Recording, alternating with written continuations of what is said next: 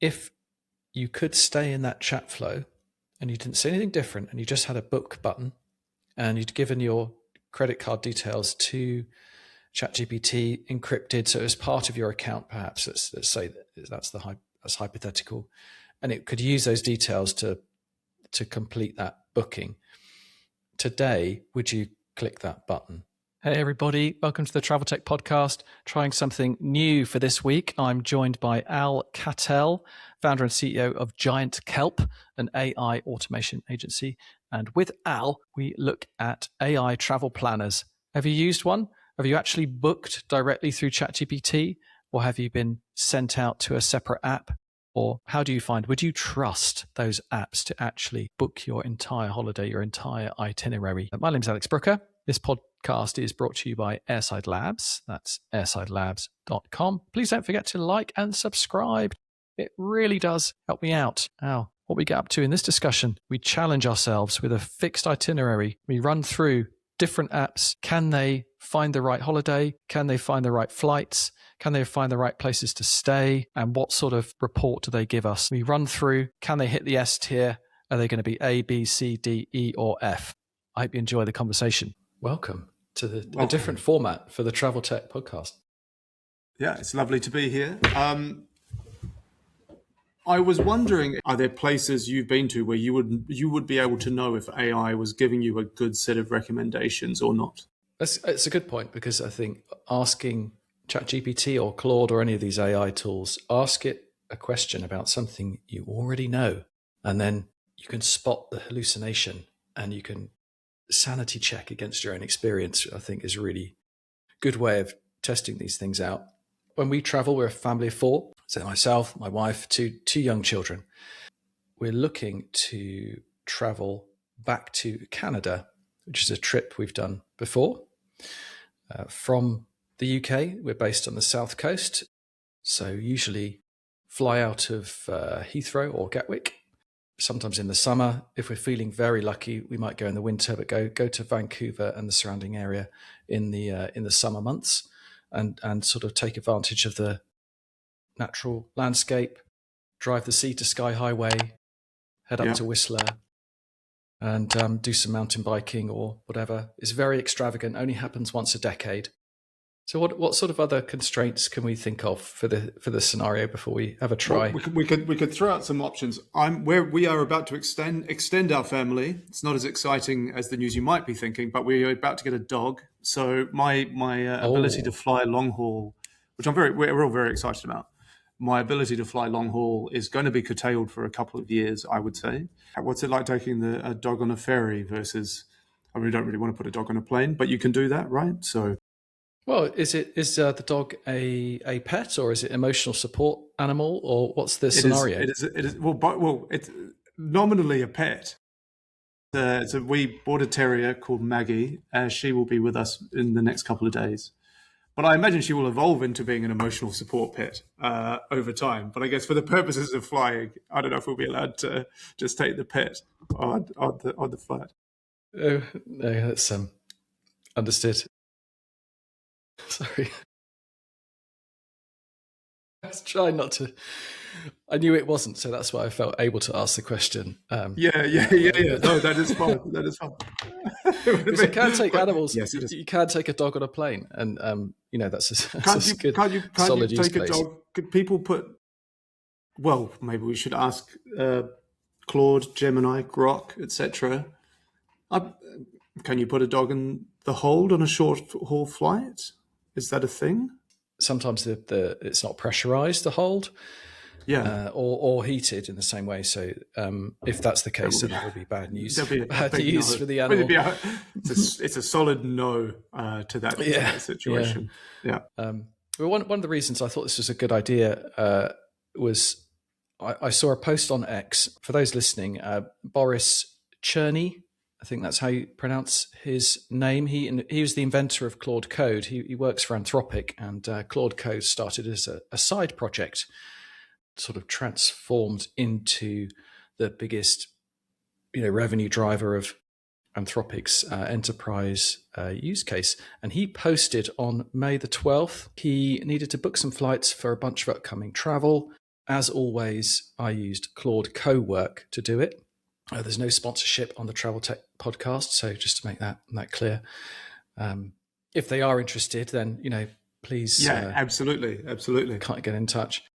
Second half of the post, in the past, Co-work has been decent at booking flights, but with Opus 4.7, for the first time ever, it one-shotted his travel. And there's a map with a pretty complex itinerary that he's managed to get to work with Claude Co-work. So I think with our scenario, I'd definitely like to try ours out with Claude Co-work, as well as at least ChatGPT. So I've got Claude Co-work open. This is a new project in Co-work, travel booking for the family, and I've added these instructions. So I've got families based in the UK. It's our current time zone. We're in British summertime, so we're UTC +1. We need to avoid needing to travel super early or very late because of the 2 young children. Stopovers or transfers need to have a large enough window. I've asked it to take careful of instructions for a 3-week holiday.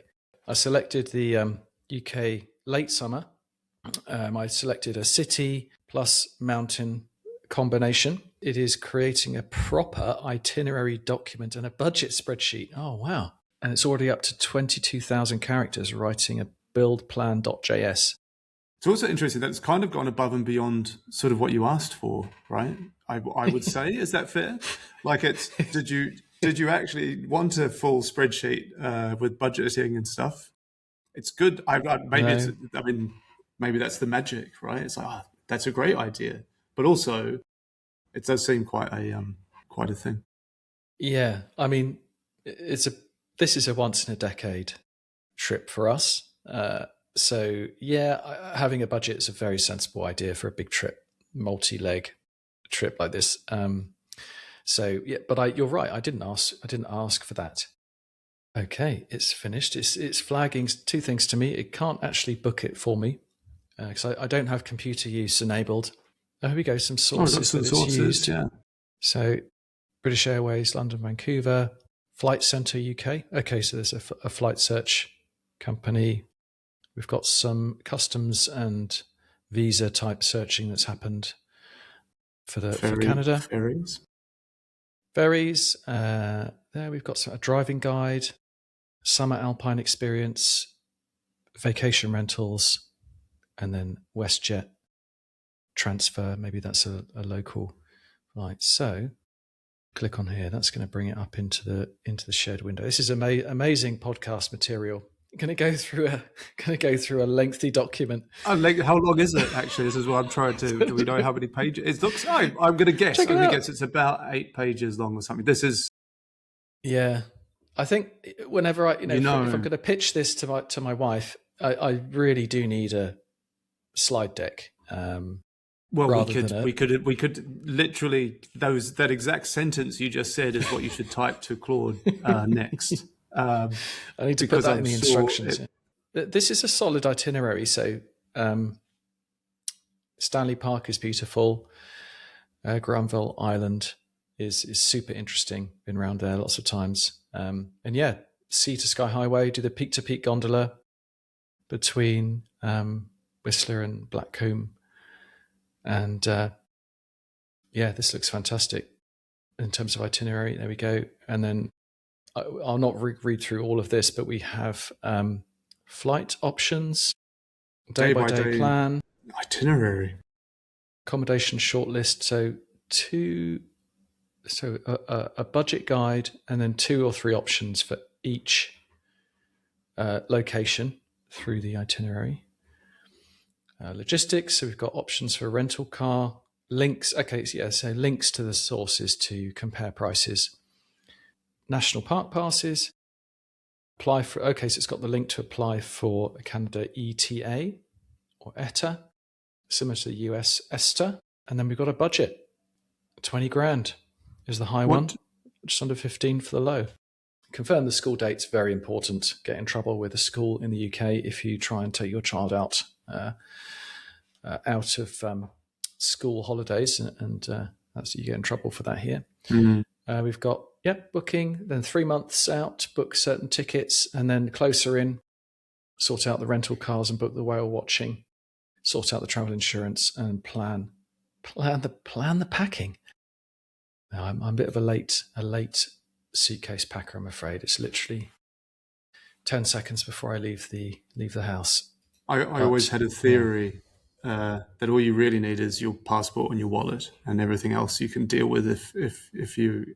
But now, as a parent with children, that advice is slightly less useful. So this is the first one we've done. So I almost don't want to give it a grade, but I think I'm super impressed.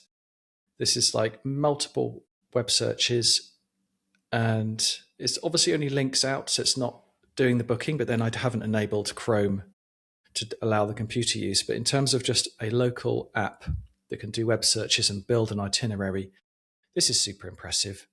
It's kind of given me budget options. It's not just giving me one answer.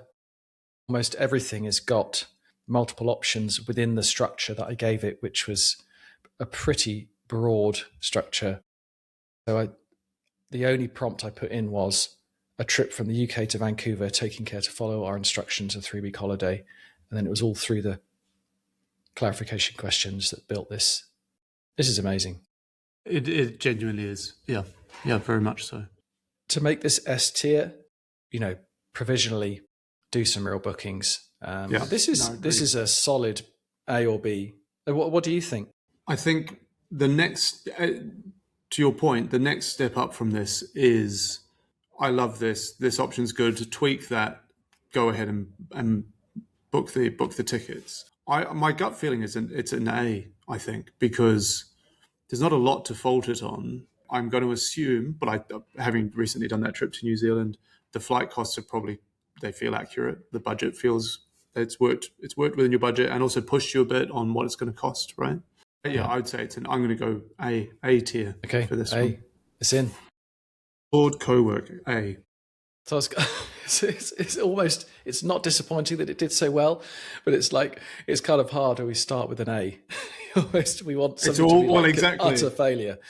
Well, this is the thing. What are we going to try next? Because I'm tempted to just try vanilla ChatGPT, but that's not going to be a very fair comparison, to be honest. But I also suggest that because ChatGPT is still the default tool that most members of the public would be using. Type that question into ChatGPT and see what its answers are. And I think it doesn't feel like a fair comparison, but maybe that's what we're here for, right? Let's see how it goes. Let's see. It has got web search. It's got an amazing set of models that OpenAI have built. And you're absolutely right. Like the penetration in terms of consumers understanding. My dad, he calls it ChatGPT.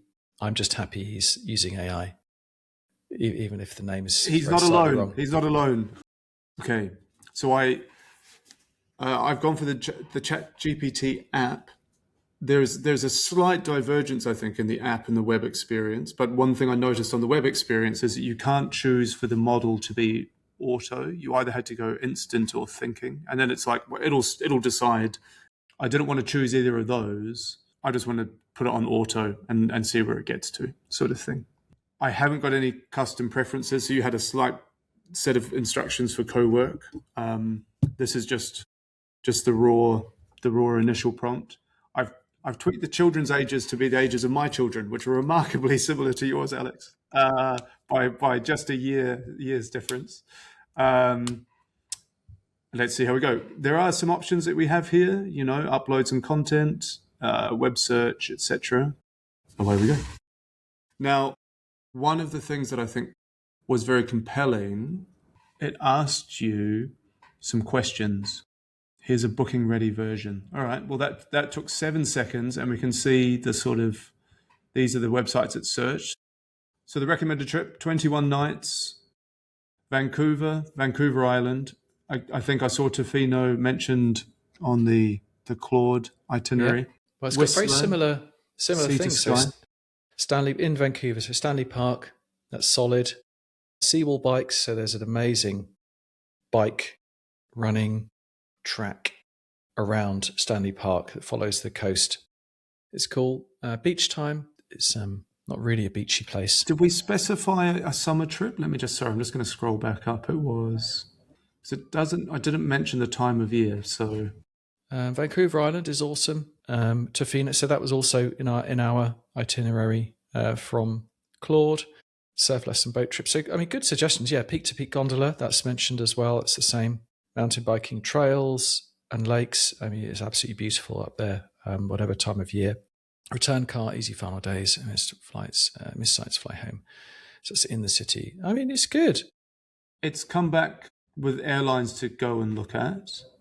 Interestingly, whilst yours asked some questions before it did anything, this has given me a starter for 10 itinerary and then asked some of the questions that you were asked. So now we've got when do you want to go? What departure airport was there? A budget?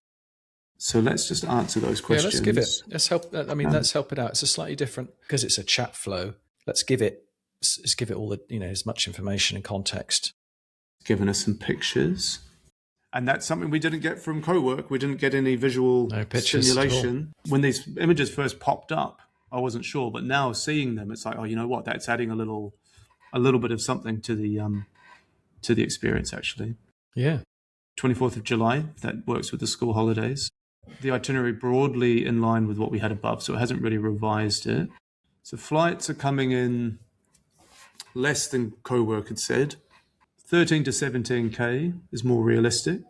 Do we want it to get it to produce a document I can take to show my wife, like we had with co-work? Yeah, why not? Co-work just did it, and maybe this is what we want. A similar thing, right?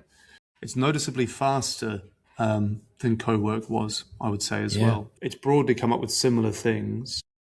Here we go. As produced, didn't have the nice cover page. To be fair, it's not going to influence my grading overly, I don't think. We gave them the same prompts, but the app or the harness is really important to mention. Co-work is set up to work in a folder, collect things together, and create sort of longer form outputs. So all of the system prompts and the way that the agentic loops and tool use, all of that's set up. The whole premise is like a bigger task. So it takes longer, but it has that premise of like, it will create a 10-page formatted document where the footer is set to have page numbers and things like that. So it's not fair. I don't think it's quite fair to judge this down because it hasn't got page numbers on the doc. I think this looks absolutely content-wise very, very similar. Really good. The output is not that dissimilar, and the way we got there was not a significant difference in time. The order we got there was a bit more guided by me to kind of push it to a place, right? But yeah. Okay, any thoughts on grading? Any thoughts on the score? The only reason I put it slightly low, I think it's a B, but the only reason it's a B is because in the co-work document, I got lots of links. I got like the links to book to actually go to the self-catering guide for Tofino cabins, vacation rentals. I've got the actual links to click on for all of the different options across the whole itinerary. So there's a little bit of extra work that's been done by Claude to make it easier to go and sort of stay in this document, and then I can click out, do a booking, and come back. And I don't think the links are all here in this output. There's no links. There's no links here at all. I could probably ask it to add some, but then we're starting to get into a whole nother process and set of things. But yeah. What do you think? One of my long-standing thoughts about this whole AI space, and for the record, I'm very pro AI. I think there's lots of positives that will come out of it, despite all the broad doom views that are important. Anyhow, one of the things that is a long-standing opinion that I have is that what really matters in this is trust. And how do I trust the results, right? So if you go, why would I use a travel agent and not ChatGPT or Claude? Well, it's because I kind of trust them, right? And so, or at least I've got someone to yell at if it goes wrong, sort of thing. And if I look at Claude and I look at this, even from just like the process that was exposed to me and the fact there are links and the the depth of the detail in the co-work output is giving me higher senses of trust in what it's produced than this document. So this document is comprehensive, but it's very it's not very, I don't want it to be too verbose, but it's not very verbose. It's very much like bang, bang, bang. Here's the details. And actually, the actual final documents here have been very quick and are a bit lighter. And that's the thing that I think is interesting for me, that kind of like ranks it down a little bit less. Like, I don't necessarily need it to be that fast. I need it to be good. And I need to know why it's thinking the way it is. And I feel that getting the result back in 7 seconds for the first thing was both impressive, but also I could have waited. It could have come back in an hour and said, Al, I've done all this work and I've thought about all these options and I've done all these things.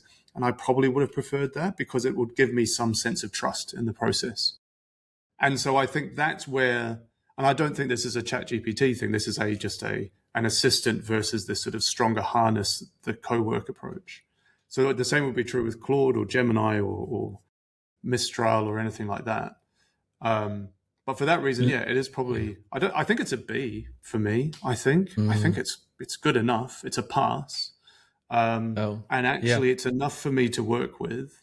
And it probably, and the interesting thing is I could probably use this document it's produced for follow-up conversations. So it's like, okay, this is the itinerary I'm working with, but actually we've decided we were thinking about fitting this in.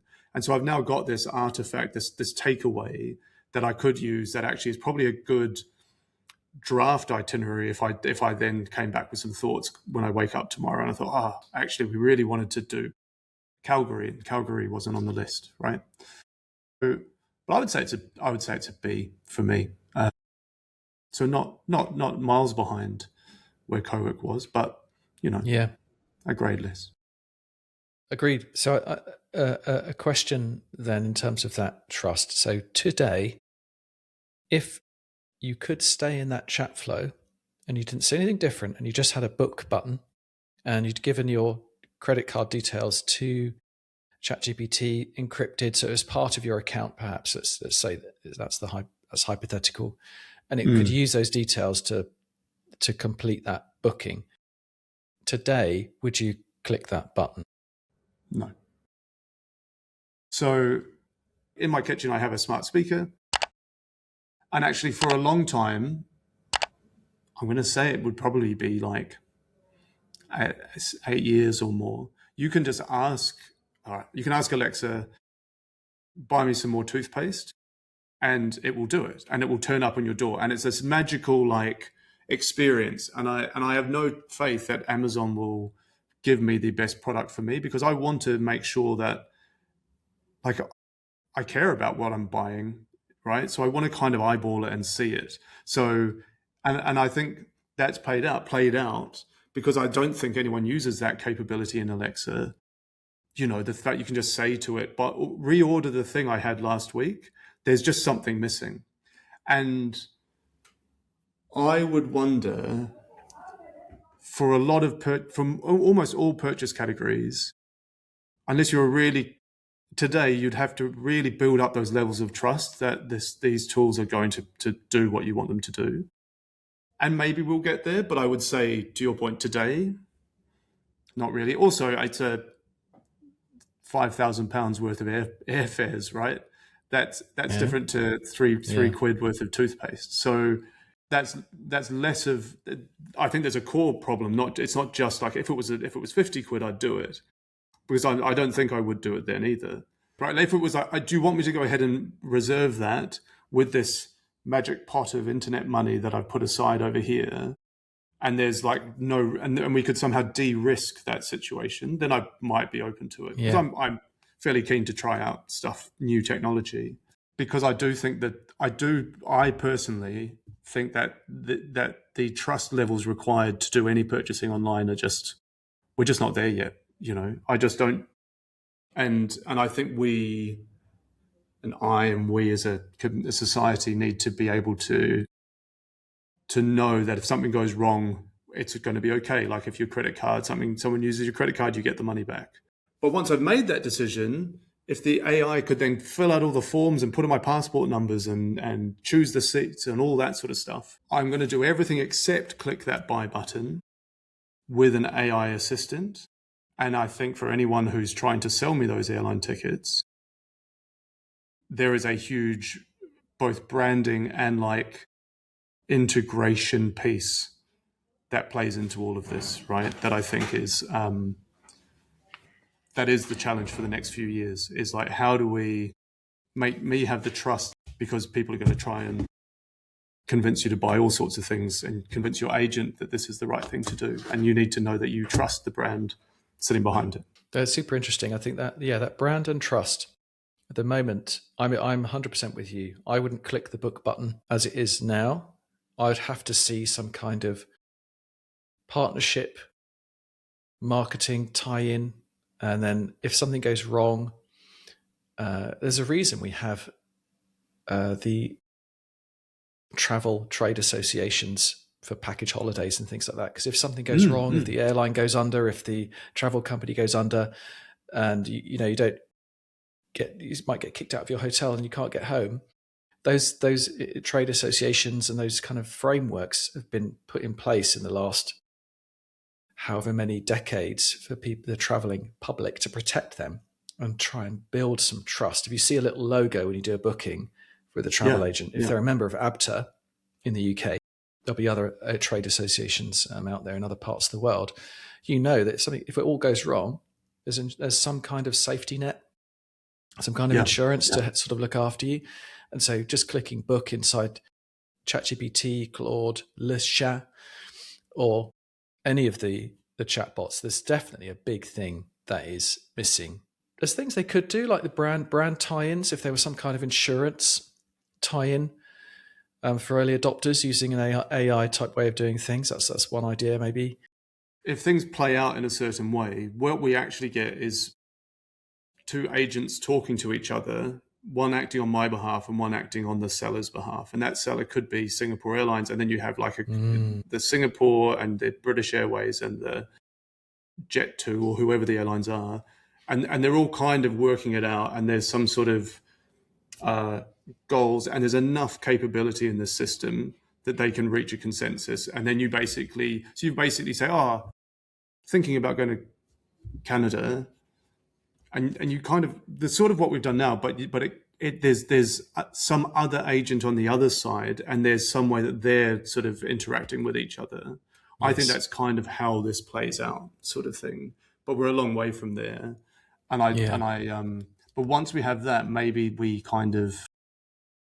do develop a level of trust. But again, I would say you have to trust that the other agents that your agent is talking to are trustworthy, right? And that's where there's still a place for a brand, and you're not going to just use the OpenAI travel booking system. But that's kind of where that's a way off in the future. But it's certainly we're very much like making your business, your offering, whatever you're doing, AI ready, so that agents can come and interact with it in an agentic way. Is like, I think is kind of an opportunity now, right, to get to. And if you can do that faster and better, great. And if you can do that with that level of trust, right, then you're probably well set. But if you think it's all just a technology thing and we don't need to worry because humans will just magically order toothpaste through Alexa, well, that's been proven that people will not do that. Because Anyhow, that's my view of the next sort of 5 to 10 years of where this all goes. That's great. That's absolutely great. I think, super interesting. And thanks so much, Al. It's been brilliant. And how can people get in touch with you if they want to talk about AI, and perhaps not on the travel booking? Please don't contact Al to book your holidays to various parts of the world. But if you need AI automation and some expertise in that area, how can they? If you're coming to London, though, I live in and love London, so I'm always willing to give some tips on things to do in London. No, giantkelp.com is my company, is the website.